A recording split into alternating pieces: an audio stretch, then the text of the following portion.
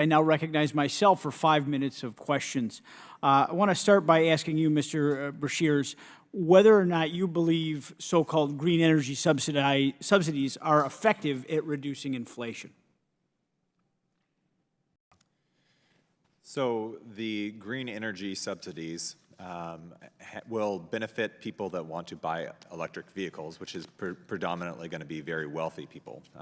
The typical lower to middle income person is probably not going to benefit from the EVs in the same way.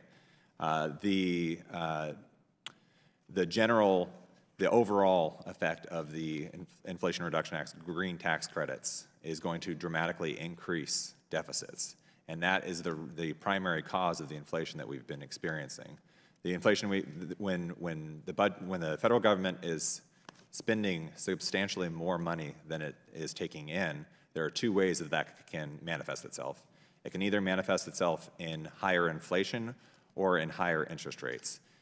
For a while, the Federal Reserve was absorbing a lot of that Treasury debt that was being issued, and therefore it was what we were seeing was inflation. Since then, it's changed its tack and it started raising interest rates, but that's got its own set of problems. Well, thank you. It's funny that the Biden administration claims that this act is there to reduce inflation when one of the primary strategies they're using is inflationary by nature. The subsidies themselves, while supposedly funded to relieve financial pressure on consumers, instead impose radical, short-sighted, and incredibly expensive so-called green energy policies on working families. And that's exactly what we're seeing in my home state of New York. The IRA allocates almost $9 billion on two separate rebate programs, all for electric appliance installation, and one known as the Homes Rebate Program.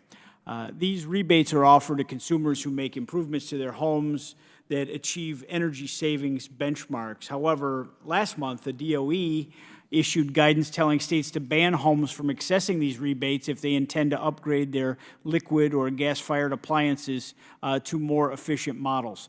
The document says they should only be allowed to do envelope improvements, such as install efficient doors, windows, or insulation, even if their HVAC technician suggests the heating system upgrade will realize the greatest energy savings for their home. Dr. Beshears, I'm sure you'll agree that these rebates don't seem to benefit consumers? In my estimation, would be no. So, Dr. Beshears, who do green energy subsidies largely benefit? The companies that are engaged in the green industry, they will obviously benefit. The overall effect, I think, on the economy, though, is not going to be creating jobs. It's not going to be creating new wealth. It's simply reallocating it, and in fact, the total size of the pie is going to be diminished because we're moving to less and less efficient companies, less and less efficient products. Dr. Beshears, have you heard of the Drive Clean rebate for electric cars? It's an offer in New York State through the state's Charge New York initiative. I know there's similar rebates in other states as well. I'm not familiar with that one. Okay. Most green energy rebates, including the electric vehicle subsidies, do not benefit the majority of consumers. Yet many states, they offer them through the IRA, and this is concerning due to China's control over critical mineral supply chains. The Oversight Committee, we recently discussed the possibility of Chinese firms funding litigation to hinder American energy development. If we don't produce our own energy and mine critical minerals, we risk dependence on China for the Biden administration's priorities. And if China cuts off our access to critical minerals, it could lead to a significant price increase affecting all of these priorities. Do you think America could face a green energy bailout if there was a significant supply chain interruption? I think the possibility of a green energy bailout is actually pretty high, given what you're seeing in terms of all the grants and loans in the program. I think we already saw today. Ford was noting that they were having large losses from their EV business. So I think the probability of that is certainly not low. Yeah, I spent a lot of my time in recess talking to different retailers, especially auto dealers, and they can't move this product. I mean, this is the government picking winners and losers, and right now it's looking like a loser from my perspective. Thank you.